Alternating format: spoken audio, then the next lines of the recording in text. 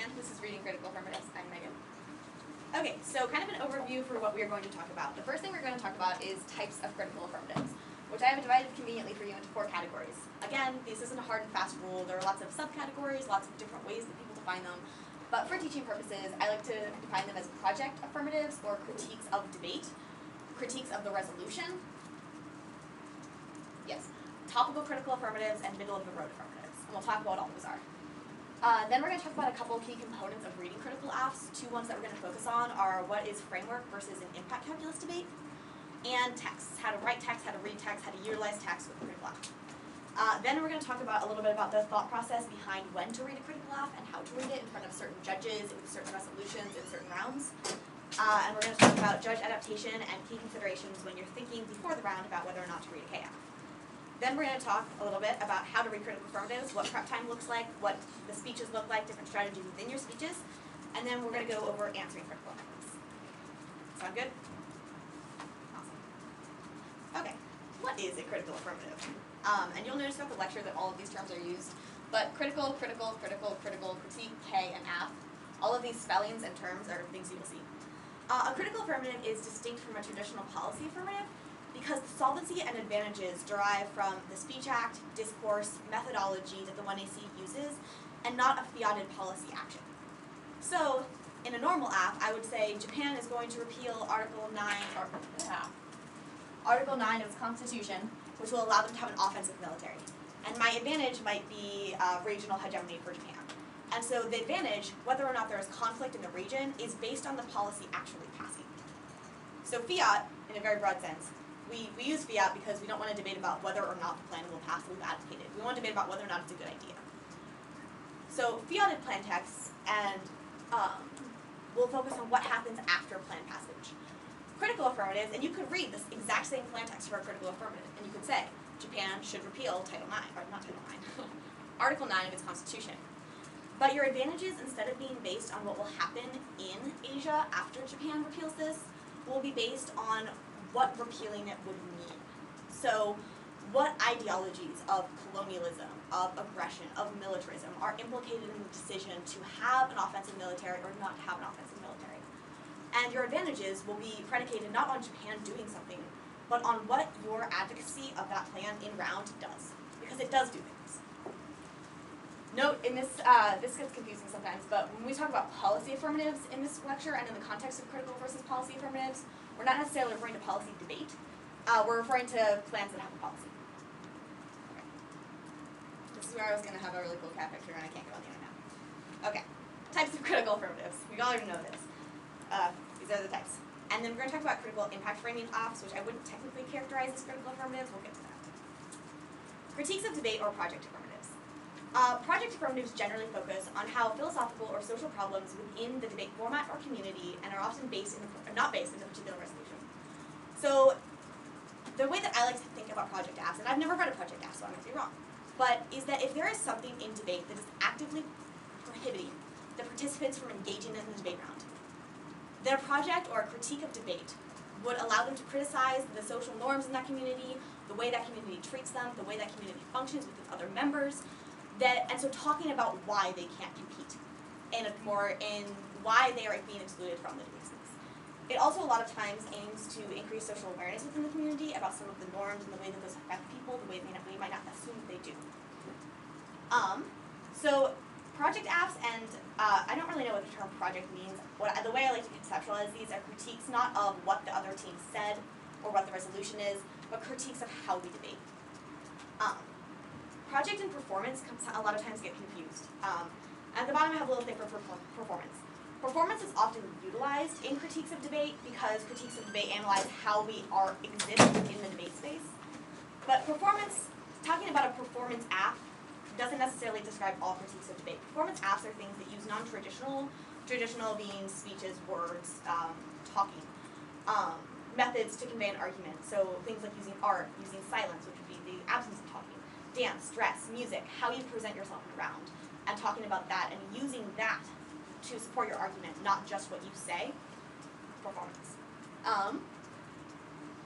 2 other things about critiques of debate or project AFs. The structure. So the structure is kind of a choose your own adventure type of thing. There's some key components that most AFs people have, such as solvency and impacts, and harms. But the way that you structure those really depends on the thesis of the argument that you're trying to convey. And so changing the structure to fit your thesis, I think, is something that's really powerful about critical affirmatives. And it sometimes makes them hard to read and write because there's not as much of a template as there is for a policy style affirmative. But it also, I think, really enhances the argument. Because you're allowed to change the typical norm of read an argument how you want to read it. The key component that I would isolate as a key component of a critique of debate app is what is your justification for reading this? And so there are a lot of different reasons why people read critiques of debates or projects. Personally, I am of the opinion that the reason that if you are going to do this, you need to be able to answer the question, why? Why are you not debating about the topic? Why are you not debating about the resolution? What is wrong with debate that is what you are trying to change? If there is something that is sufficiently wrong with the debate as an activity that you feel you need to change that, I think the projects and critiques of debate are a great avenue. In other instances, sometimes just there isn't a justification. And in instances like that, I think that you might be better suited towards trying to tailor your argument to be topical or to be resolutional. And there are a lot of different and interesting ways to do that, which we'll talk about. So a critique of debate would say, no, we're not even going to attempt that because there's something wrong with conforming to that structure. Some argument strengths and weaknesses of this. One of the argument strengths is inclusion. It allows you to talk about how you as an individual exist within the debate space. Another advantage is literature base and depth of research. And this is a common theme that you'll see, we'll go through the 4 types of critical apps, that you'll see with a lot of critical apps, is that one of the things it lets you do is take one research base. Nick, did you know you're supposed to be doing a lecture right now? No. Really? Sorry, Nick. That's cool. I was told it's right, man. Seriously? I like look at the schedule. Okay. Awesome. Good luck, man. Okay, he thinks that this is fun anyways. Literature base. Being able to research, I want to research Heidegger. Or I guess critiques of debate wouldn't really be Heidegger. But I want to take this one topic, this one instance, and research it to the fullest extent of my abilities. And whenever I get into that type of debate, I'm going to be ahead because I'm going to have out-researched my opponent. So being able to frame the debate into something that you know you're going to be ahead in and being able to narrow your research down is a benefit of critiques of debate. It's also something that can be used for small schools. Narrowing the debate down and learning how to do that is really something that can help. But I'm also going to talk, I think that there are a lot of ways to narrow debates down that don't involve critiquing debate. And I think that's a common misconception, is that the only way that you can narrow a debate down is by critiquing the activity. Whereas there are also ways within more traditional critique debates that you can still do that. Some argument weaknesses is that you will often hear arguments about theory, topicality, and framework as to why you're not allowed in the debate space. Be prepared for that. Proving solvency, proving why what you're saying is going to be capable of changing the community and why people aren't just going to get mad at you until you leave. Also forum arguments, and I'm going to go through this a little bit quickly because we talked about this a lot in the forum.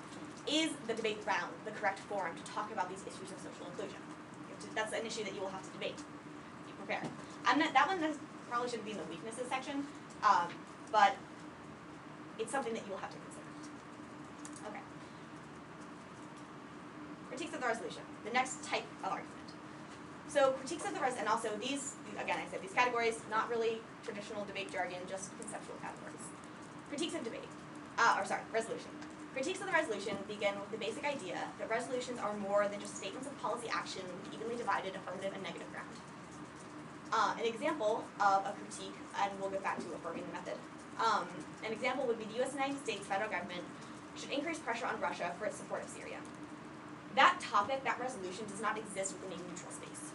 It exists because of the way that our politics of securitization against Russia have been historically constructed since the Cold War and before that. So when we see a resolution, our first instinct to debate is often to decide, this is the app ground, this is the neg ground, we're going to debate about the resolution. Critiques of resolutions more analyze how the resolution came into being, why the resolution exists, and they define affirming the resolution in a slightly different manner. This is something that's interesting and kind of difficult about debating critiques of the resolution. Personally, I really like critiques of the resolution, but one of the main difficult parts of it is proving why you're still affirming the topic. If you see a topic like this and you just say the resolution is securitizing, then the negative stands up and says, yes, but securitization, K, is my ground.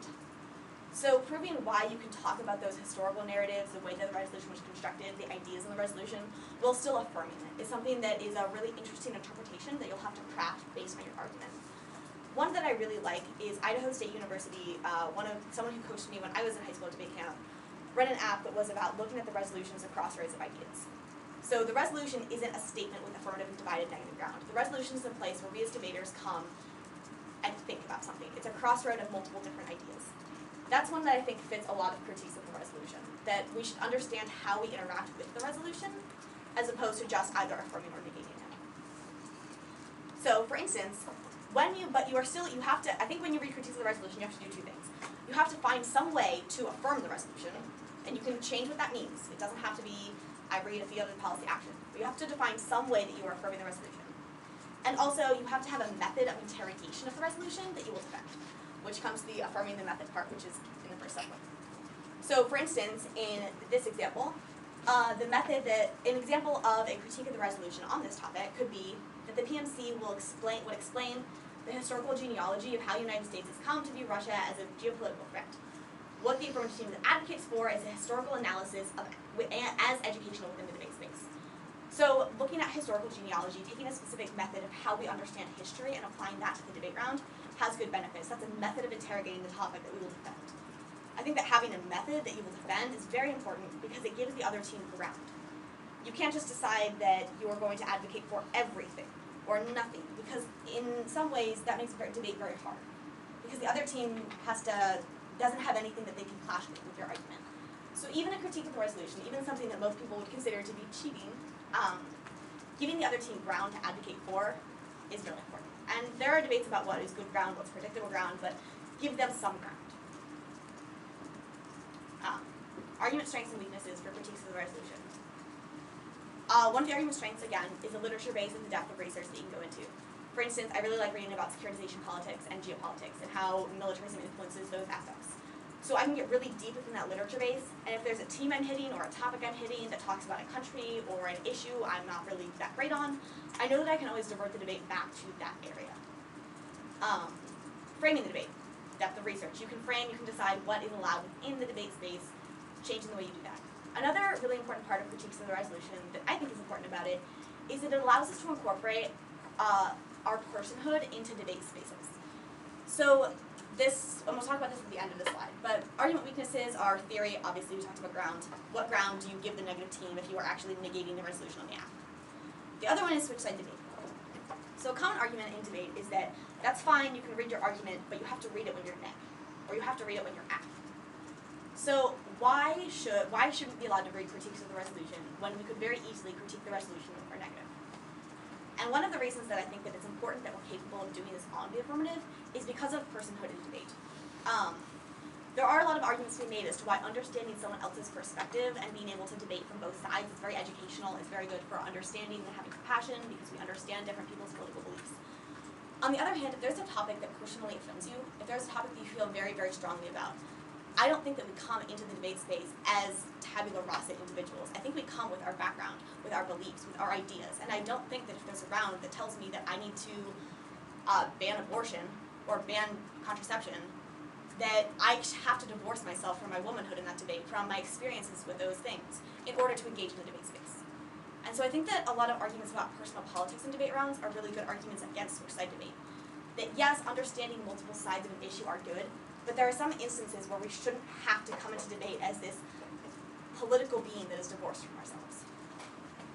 Are there any questions about critiques of the resolution or performance projects, critiques of debate?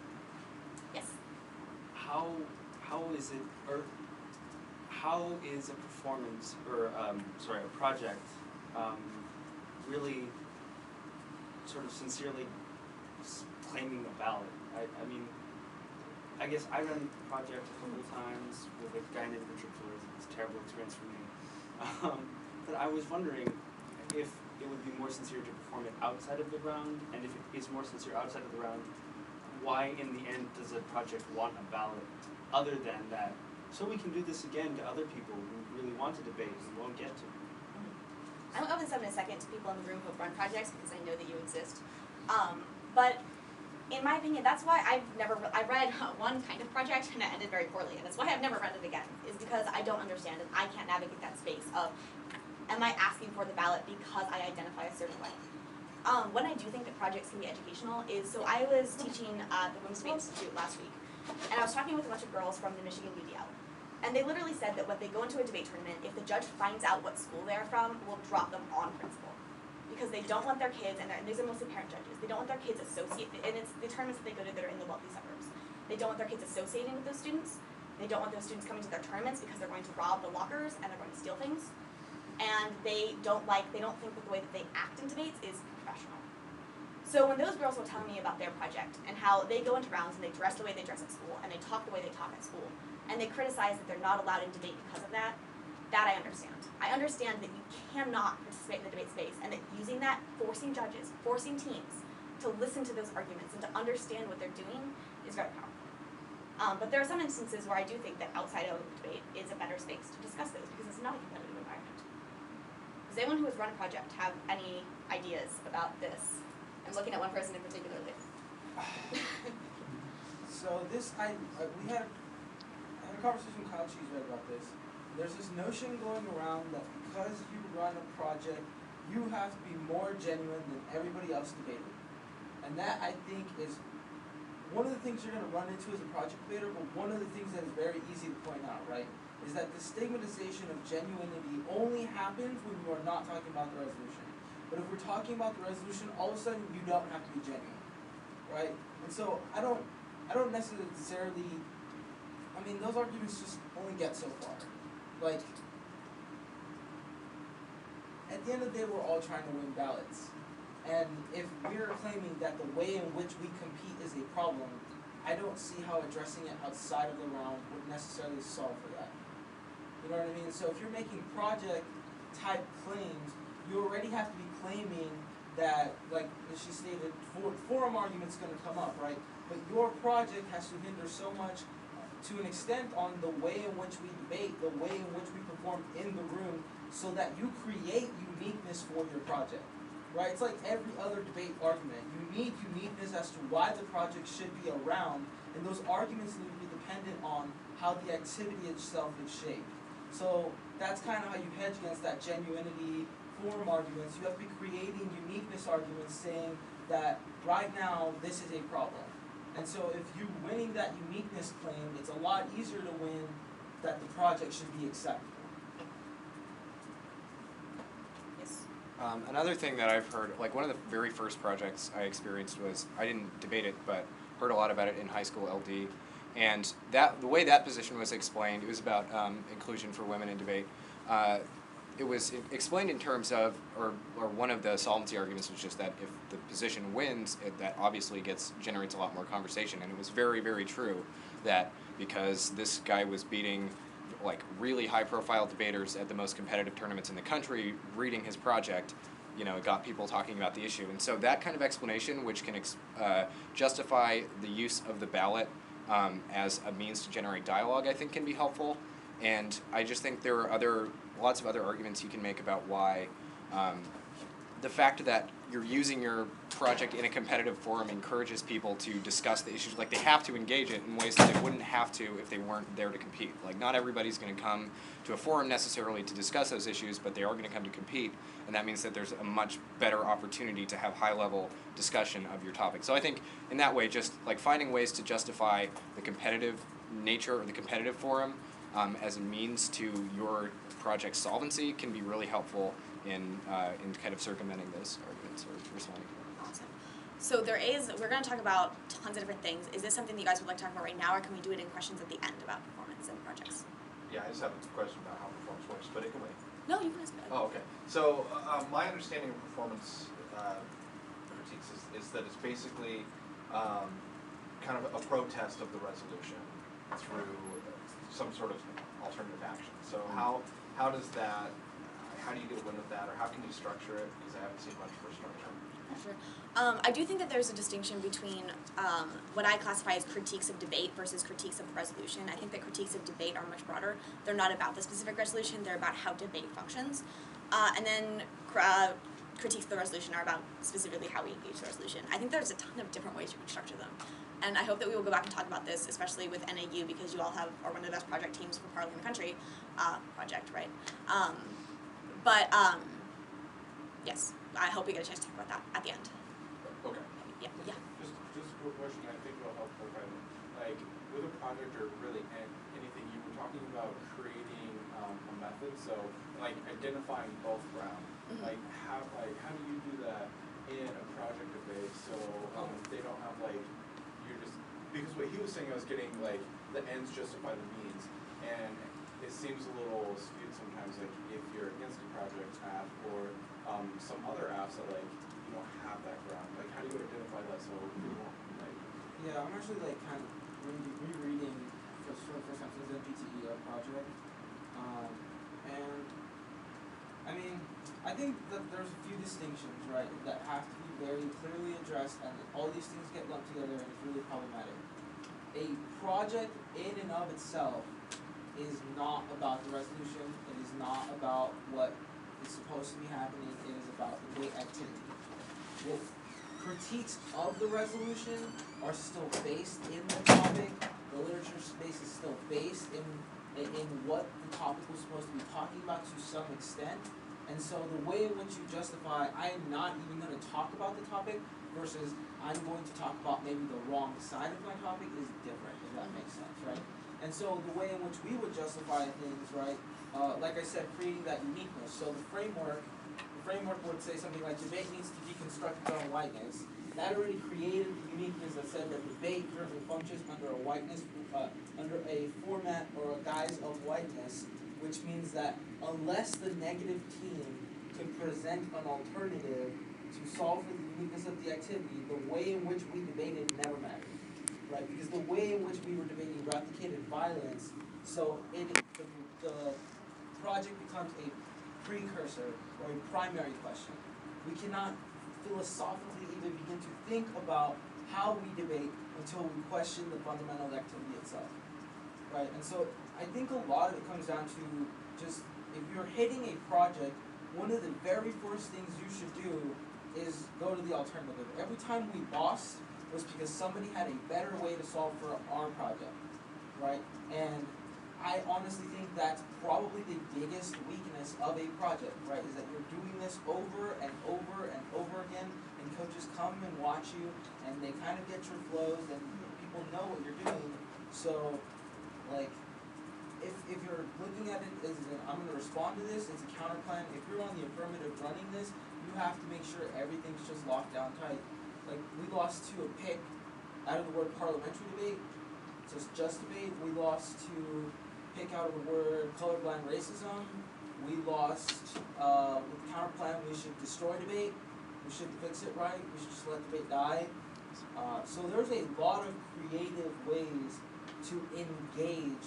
And I was talking to some people yesterday, right? Like, my experience as a project debater, the worst thing we could do to a project debater is engage. We're going to talk about that at the end with answering chaos. Yeah. that's exactly what I mean. Great. Again, I think that critiques of debate should be their own separate thing because they do just get lumped into, oh, it's a critical argument. Sorry, and yes, so I hope this gets talked about. I also do, however, want to talk about critiques that function within the resolution of the debate because I think those are also really cool and interesting. So, critiques of resolution, distinct from critiques of debate. Topical critical acts. This is a very broad category. Most arguments that you will hear that are critical are going to be topical critical acts.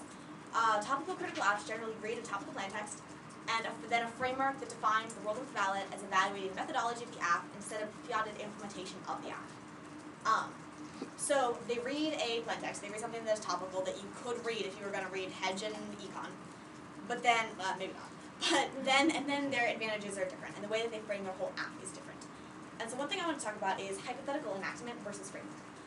So, especially in cross-ex, you always get the question when you read a critical act, the first question people ask is, do you fiat your plan? And my answer is always yes. We just say that the judge shouldn't evaluate fiat, but we do fiat it. And that's the distinction, is that hypothetical enactment and fiat is, in some sense, does the plan get implemented? Sure. I don't really care. What I want to focus on is the reasons why we're considering a plan to get implemented. So you can technically fiat your plan text and then not defend any fiated implementations of it because you framework out of that and say that the role of the ballot needs to be to discuss the epistemology or the ontology or the discourse or the method that you use in your 1AZ. So that's something that most people get confused about, especially when they're answering critical acts. If someone says that they fiat their plan text, don't assume it means they're going to respond to your dissat. They probably won't. So some critical acts do defend fiat, some don't defend fiat. It is kind of a personal debater thing. The framework provides justifications and standards as to why questions of ideology or methodology come first. And we talked a little bit about the Answering Kids 101 lecture about rules-based versus methods-based standards. I think that when you're reading a critical app, you have to have both. You have to have a justification as to why you are capable, as the affirmative, of affirming the resolution, and it should be allowed in debate what you're reading. But you also need a separate thing that says, my framework says epistemology should come first. Here's why it's good for debate. App choice, predictability, I get 20 minutes of prep, you see me out of my prep. And again, I think Jason's going to talk more about these types of things in his answer to his lecture. And then you also need epistemology is a better framework for evaluating things than ontology, or than ethics, or than discourse. You need a reason why your method is good, which goes in the framework. And sometimes this gets confusing because the framework is very interlinked to the rest of the argument, but it's justification for why the method that you use is good. Argument strengths and weaknesses of critical affirmatives. One of the strengths is critical education. People always say it's education standard of real-world education for policymaking. That's fine. I don't want to be a policymaker. So what does real-world education mean to me? It means I'm going to be a social advocate. It means I'm going to practice law. It means I'm going to do community work. Critical education is a unique type of education that you access through these rounds. Another, again, framing the debate. Very, very cool part of critical affirmatives. You get to, there are a couple judges from Whitman usually that have in their philosophy, if you have a block that says answers to disads, you should strike me. That's the great thing about reading critical affirmatives, is that you can be topical and you can be rules-based and you can still just refuse to answer people's disads because they're silly. But disads are awesome. Most debate arguments are. Theoretical legitimacy of your plan. So there's a different type of theory debate that happens with topical critical affirmatives than theory and topicality debates that happen with very broad plan texts that don't do a typical action. The theoretical legitimacy from topical critical affirmatives generally comes from the actor. So your plan text reads an actor, and we're going to get to this when we talk about texts too. But your text will generally read an actor that says the United States federal government should do X. But your advantages are based off of you and your partner talking about it. So the idea of what resolved in the resolution means, and whether or not that implicates whether or not you need to fiat or use the USFG, and whether or not your impacts have to come from that action, is a theoretical legitimacy argument that will be made against a topical critical affirmative. Argument weaknesses. One of the main argument weaknesses is coherency. A lot of times people hear a resolution, for instance, a resolution that says the United States federal government should increase the tax on capital gains. Capital gains are when you make I know this, I do. Or when you make investments and then you get things off of it, it's a gain and it's taxed at a lower level than like income would be taxed at. Did I get it right? Yes. Will taught me this last year. So you read that and you say, great, this is increasing taxes. I wanna critique neoliberalism with my app. That's wonderful. You can do this. But you need a very specific reason why raising taxes is an effective method to combat neoliberalism. And a lot of critical apps lose to, yes, neoliberalism is bad, but you can't fix it by raising taxes.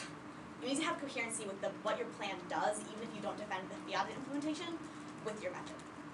And then the next argument weakness is reformism. There's a little star by this, and there should have been one up a little bit higher with a different one, because it really isn't an argument weakness. Most people think that it is. A lot of typical critical affirmatives, topical critical affirmatives, get critiqued, and they lose to a critique. The critique against a neoliberalism app would say, capitalism is bad. And so when you're defending a topical critical app, you're generally defending USFG action, that's your actor, and you're making small steps that are incremental reformism. I think that sometimes people think that doing that means you can't beat a critique because the critique is going farther left than you and you're already going left. What you really have to do is stake out the ground in the middle, and it's kind of like to the left middle, let's be honest, but stake out the ground in the left middle and defend reformism as an effective method for solving your problem that you're trying to solve for. So it's a weakness that can very easily be turned into a strength. The last category of critical apps are topical critical affirmatives, or no, middle of the road apps. Middle of the road apps have become more popular in the past couple of years in parallel debate, and I think it's because the critique has become more popular as a negative strategy. And what they do is they generally have a plan text. So the United States federal government should increase capital gains taxes. And advantage one might be, I don't know, hegemony, whatever. An advantage two, or like the tech sector. An advantage two will be solving neoliberalism. And so you have one advantage that's based off of the fiated policy action of your text. And you have another advantage that is based off of the critical method that you use, or that you embrace with that. And there are a lot of, people read these, the strengths that the reason why people read these arguments, I believe, is the two strengths, is that it preempts the critique debate. In round against Whitman King Wang this year, they came into the round and read, it was a tournament where Katie and I had been reading exclusively the critique. And they came to the round and they read advantage 2 is deliberative democracy. And so they did their plan text, they had, I think econ was the first advantage, and the second advantage was this is how we incorporate political voices, we solve for marginalized problems, and they wanted to use it to solve the root cause to whatever critique we were going to read. So, and I don't know if there's a video of this round, but it's a good instance of why trying to read a critical advantage against a critique is generally not effective. But they think that it's going to preempt the debate. They think that they're going to be able to say, oh, we can link term, we solve deliberative democracy, which is actually the internal link to capitalism.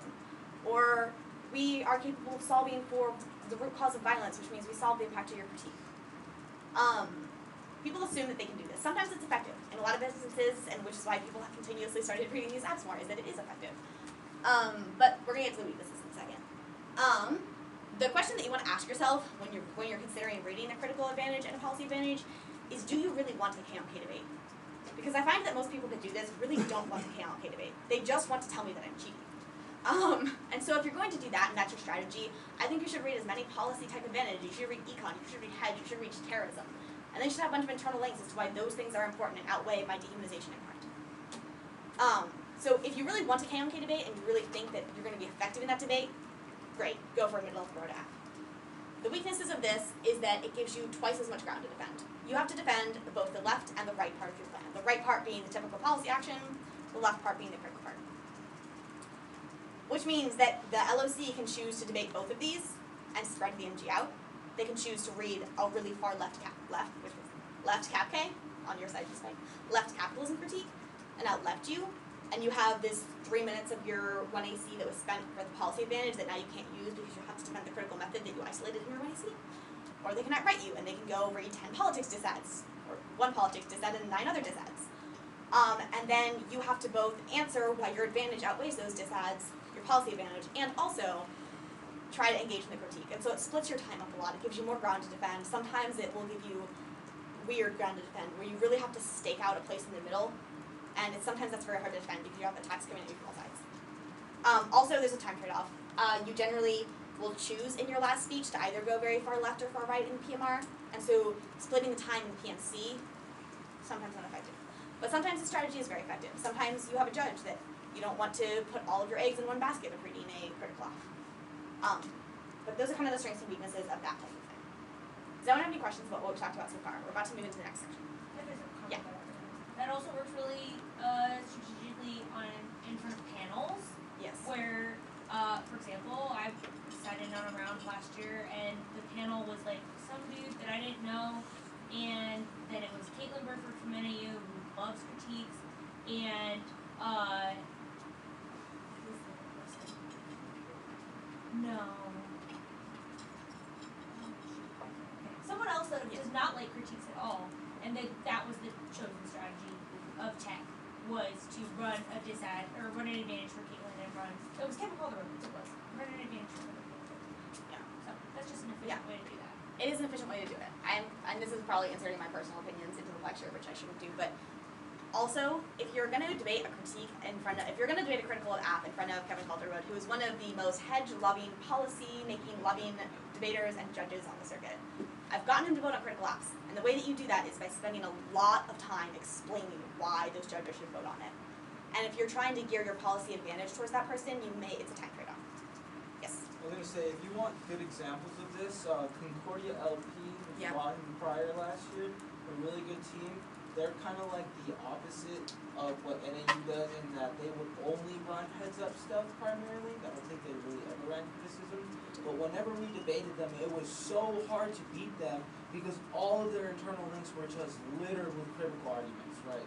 So they were already beating this to the punch, and it was just very difficult to essentially isolate all the parts of the affirmative and why they were critical while still getting to the debate. So they're just a really good team to look out for and see how they do their heads-up stuff while still beating the crap out of critical teams. Yeah. But then you have an instant. So yeah, I think I have different experiences debating these teams than you do. Again, there's also the flip side where you can advantage counterplan out of the critical part of their advantage, read a politics dissent and go for it, which is what we did against them a bunch. the story from the UPS tournament against Whitman and King Wang is they were this deliberative democracy advantage that they thought would solve for all critiques, and we gave back the land and said democracy was a facade. Didn't really work against that K. It's a gamble. Yeah, Jason. Okay. But in some instances, and I've also read these apps, and they are very effective in some instances. Okay. We're gonna talk about critical impact framing, because especially if you get a reputation as a critical debater on the app, people will assume your apps are much more critical than they actually are. So I would say that this isn't really a critical type of affirmative. It's a left-leaning an affirmative that did something like gave food aid to South Sudan and attempted to. So there's a region in South Sudan called the Blue Nile region that I don't know what the situation is now, but when we were debating this last year, they were in the middle of this conflict between the two countries, and they couldn't get any food and they couldn't get any access to water. No, it's in Sudan. Sorry, it's the southern part of the country, Sudan. They couldn't get any food, they couldn't get any water, but the government was literally starving them so that they would all die and not be able to protest. So we food bombed them. We sent packages of food for one of our apps. And everyone assumes that this is an app that, oh, we're solving for human rights, we're solving colonialism. No, the impact is just that giving people food is good and stops structural violence. But it's based on actually giving them the food. It's not based on me talking about giving them food. So the distinction between a critical affirmative and an affirmative with critical impact calculus is how you get to the impact. And then this also comes into question of framework versus impact calculus. Framework is used to shift the role of the ballot. It tells the judges what arguments they should evaluate. Impact calculus is used within a specific framework to say which impact should be prioritized. So it's not necessarily that we don't understand the epistemology behind the nuclear war impact. That's the reason why we should value feeding people. It's that feeding people solves for localized conflicts. It promotes economic growth, which solves for terrorism in a lot of places, things like that. So critical impact framing versus critical apps. Texts. This is something that a lot of critical debaters really can't agree on, is the role of text in debate. I think that texts are good. I think that you should read them. I think you should read them in the first 2 minutes of your critical affirmative. And again, this is something that can be debated. You can do it different ways. So you may not want, so there's a couple different types of text. Plan texts, which we've talked about a lot, they're what you typically hear in debate. You can read demand texts, which say, my partner and I demand that the government do this action. You can read advocacy texts that say, my partner and I advocate that the government do this action. You can read advocacy texts that advocate for something completely unrelated to the resolution. You can read roll of the ballot texts, which give a roll of the ballot and say what you advocate for, the method that you advocate for, and do absolutely nothing with the resolution or with the debate topic. But I think that having a sentence, a thesis, of what you will defend as a critical affirmative is very important, because it helps convey that idea to the judge, and it's also just fair. It lets the other team know what you're talking about. When someone reads a really, really crazy critical argument against you and they read the plan text in the last 5 seconds of their speech, you have zero prep time. You A, didn't know what they were going to read during your prep time, so you couldn't prep answers to it, and B, you now have no idea what they defend until the last 30 seconds of their speech. And so I think clash and debate is good, and we should have clash. It is tempting because it's very strategic to just confuse the other team so that their LOC has absolutely no response to your app. But I think that in the interest of the longevity of debate, reading text is a good idea. So, demand and advocacy text. So these kind of have clauses or phrases that work in front of the resolution or in front of your plan text. This is an example of a policy app that Oregon read a couple of years ago that we advocated for. We didn't read the plan text. So you can say, my partner and I demand that, or my partner and I advocate that, and then the plan text. The government should remove the TVPA, Severity Prosecution Cooperation, Single Employment Requirements of the Trafficking and Protection Act, and have self-application. So what this does is two things. It implicates how fiat works within the round, and it implicates who the actor of the round is. So first, the actor. I don't know a whole ton about grammar, but in the plan text, the United States federal government is the primary subject doing the action, which is removing. If you put this clause in front of it, the primary actor, the primary subject of the sentence is you and your partner. And what you're doing, the primary action, is advocating. So it shifts the debate to be not about the federal government, but about individuals. And I think that this is also a really good way to achieve individual agency and personhood within debate spaces and advocate from your own social location while still being predictable and upholding the topic, if that's what you want to do. If you don't, how would you do it? So the actor changes. The actor becomes you and your partner. The other thing that changes is fiat. You can't really fiat this act, it wouldn't make any sense to fiat an advocacy because it just happened. The act of you saying it just happened when you said it. So it really did happen in the debate round. You did advocate for it. You don't have to fiat that someday you will advocate for it. And so that's kind of how fiat changes. Also, you don't, and this is what confuses a lot of people. So you advocating that the government will do something. Some teams that use this advocacy will defend that the government eventually will do that and will defend the consequences.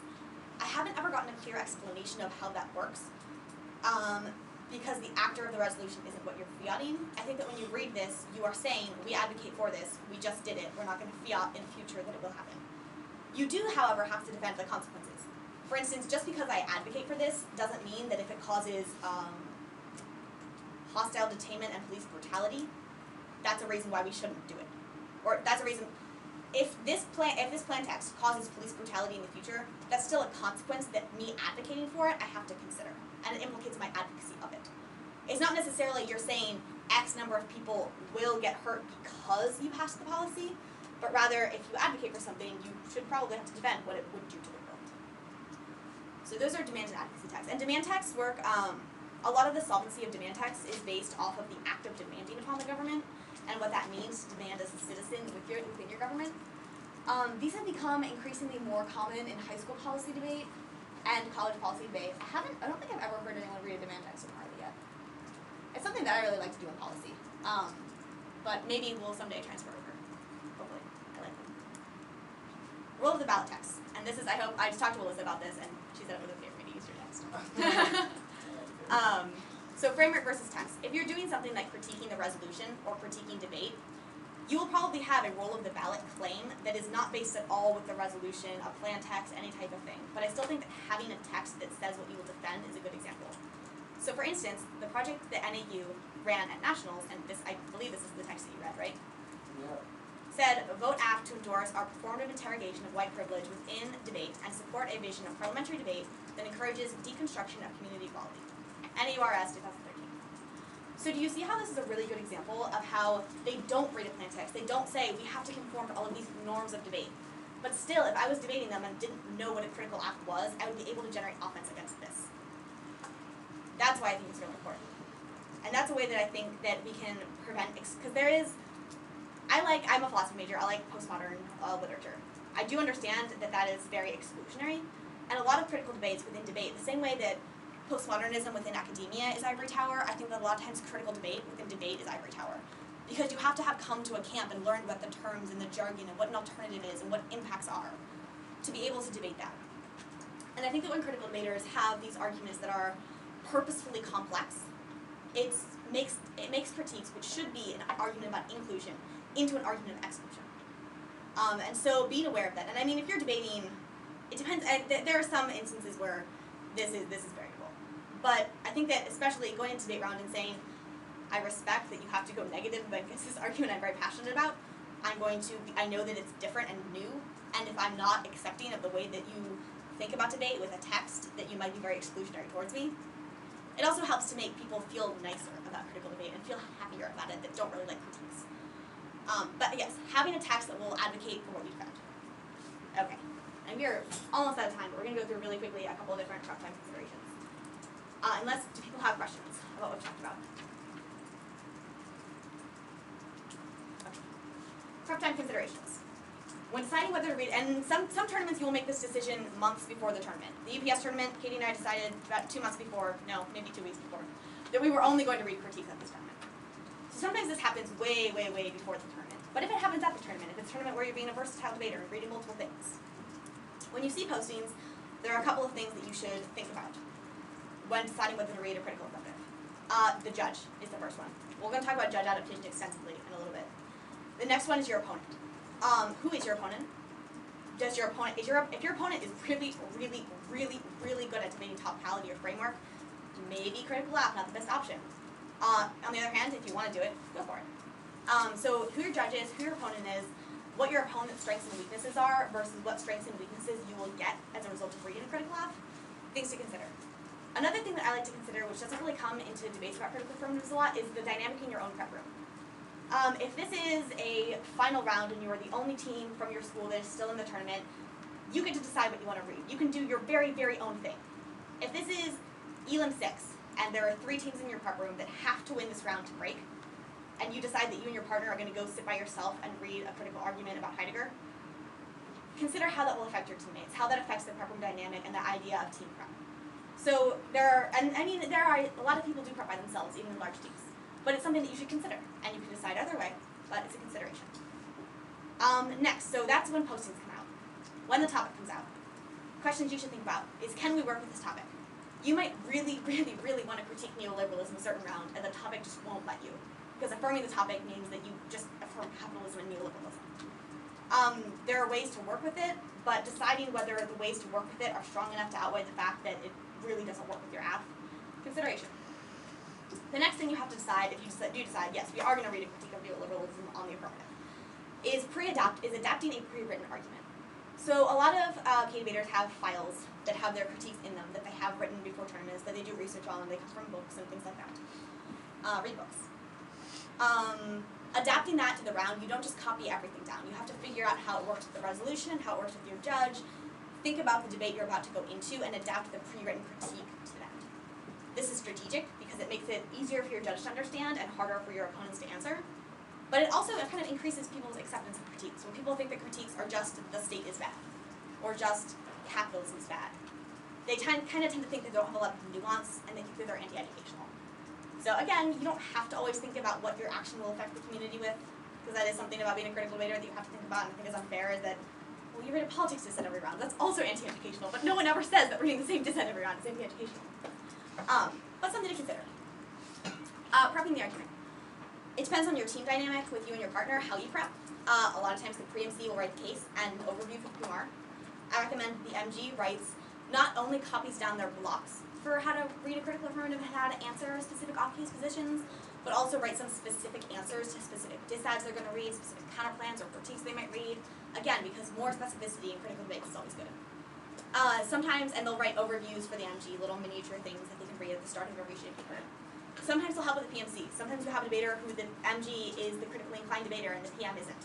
In that case, the MG should probably be involved in writing the critical off. Sometimes you have apps where the PMC is really critical and the MG has no idea what they're talking about. And in that case, the PMC needs to come up with some things on the fly in the round and help the PMR write overviews. Or sorry, the MG write overviews. So, prepping the argument. Adapting to judges. When you see who your judge is, there are a couple questions you should ask yourself, and I've labeled them clearly for you. The first one is, does your judge know what a critique is? If the answer is no, you probably don't want to read it in front of them because they most likely will not like it. There are some things to be said. My mom is a really good example, who has no idea what a critique is, but she listens to me talk about capitalism all the time. And so if you read a cap case in front of her and explain it in a nuanced way, she's very receptive to it. But in college, as a general rule of thumb, if you come from a team and a judge that has not heard of a critique, it's probably going to be not strategic because it's going to take you a really long time to explain it. And also, they might not just like it. But they might like it, and you just have to adapt it. Something to consider. The next is, does your judge have any predetermined biases against critique apps, or what the role of the affirmative is? Some judges believe very, very strongly that the affirmative must be topical. You can work with that. You can change their paradigm. Try to decide whether or not it's worth trying to change their paradigm. And the next thing is that I think a lot of judges get a bad reputation for they don't understand the K, they don't like the K. Meh. No. The question that you really need to ask yourself is not, is my judge smart, do they get the K? It's how does your judge understand critiques?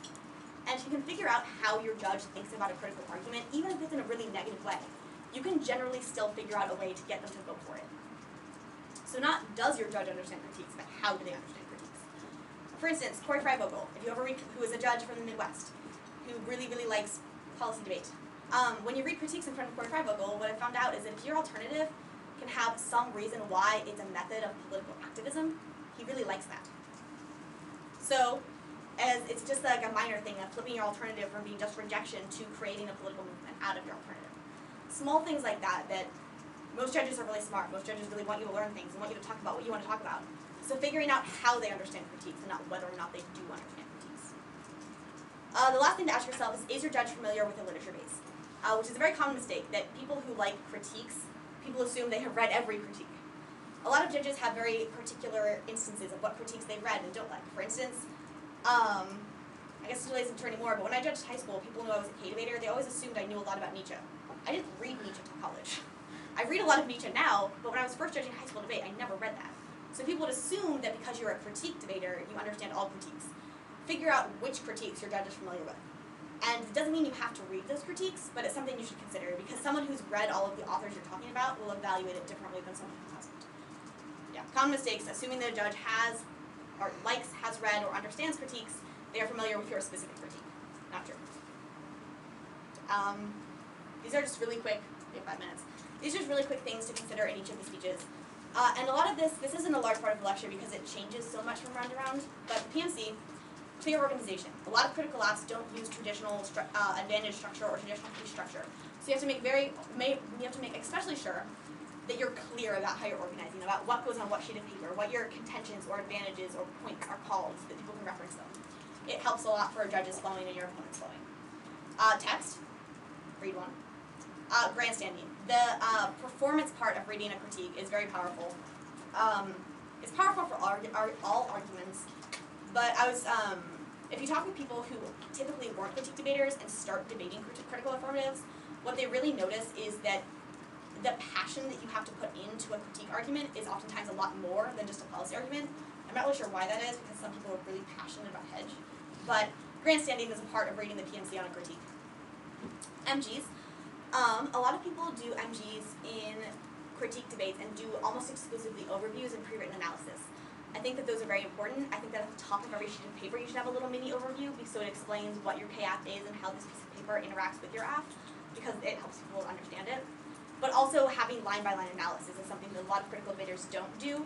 And if you want to critique the notion of line-by-line analysis, go for it. If that's not what you're trying to do, maybe consider engaging in some line-by-line analysis. It will help your judge understand exactly why you are critiquing what the other team is doing. PMRs, the overviews are really important. It's about framing, talking, making a cohesive narrative story. Make sure the judge and your opponents understand the goal of your argument, what you're talking about. Answering critical apps. This is all, we're running out of time and we have to go rounds, but this is what I will say about answering critical apps. The first thing you need to ask yourself when you hear a critical app is, does this affirmative defend something, or are they critiquing the notion of defending things?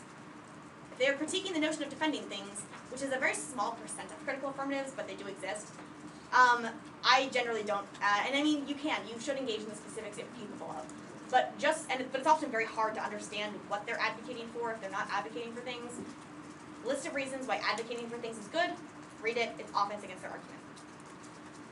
If you think that they are advocating for something, raise your hand, ask a question, ask them what happens when they vote AF, when the judge votes AF, ask them why the judge should vote AF, ask them what the point of their critique is, ask them, do you have a text, and if so, please read it now as opposed to at the end of your speech. And especially if the person you're debating is a really, really experienced critical debater and can recognize that you're confused, they will generally answer you. And if they don't, you should give a judge a look that just says, this person's being really mean. And I find that most judges are very receptive to that. And if they're not, come find me and I will yell at them for you. Step 2 of answering a critical app. So step 1 is debating the case. Figure out what they advocate for and how they advocate for it. If you just say what you advocate for is bad, you've created offense. If you say you're ineffective at advocating for that, you've created defense. Now it makes it a lot harder for them to win their case. And it's really important to answer the case, because if you don't answer their case, they generally have a ton of reasons why, like little tiny spikes and arguments as to why their case is the only thing that matters. So you should answer the case. The next step is, do you want to go right or left? Do you want to say that they're cheating, that we should read our politics disads and our econ disads, the framework? Valid option. These are some arguments you would read with that. If you want to go left and get into a K on K debate, one thing I recommend is Marx. Marx links to almost every other critical author because Marx says that we should only look at class, which means critical authors that talk about anything else are generally effectively critiqued by Marx. But also most people are expecting not to read a K, are expecting Marx and framework. It's the most common strategy that we hear. We hear it every round. We're used to debating it. So it's often strategic to try to find another critical position if you want to have a K on K debate that you can engage with. K on K debates. Realize one thing. I have like 30 seconds. Okay. Research. Prior to the round, generally thinking, when you hear an argument, reading a lot of stuff, reading a lot of literature-based and critical literature will help you come up with an argument really fast as to why you're capable of responding to it. Also, don't assume that people who are good at critical debate are good at K on K debate. A lot of people that are good at critical debate are only good at advocating why critiques are better than policy options. Understand that it is a completely different skill set to advocate ontology versus epistemology. Go forth, read critiques, win rounds. Thank you. Coaching.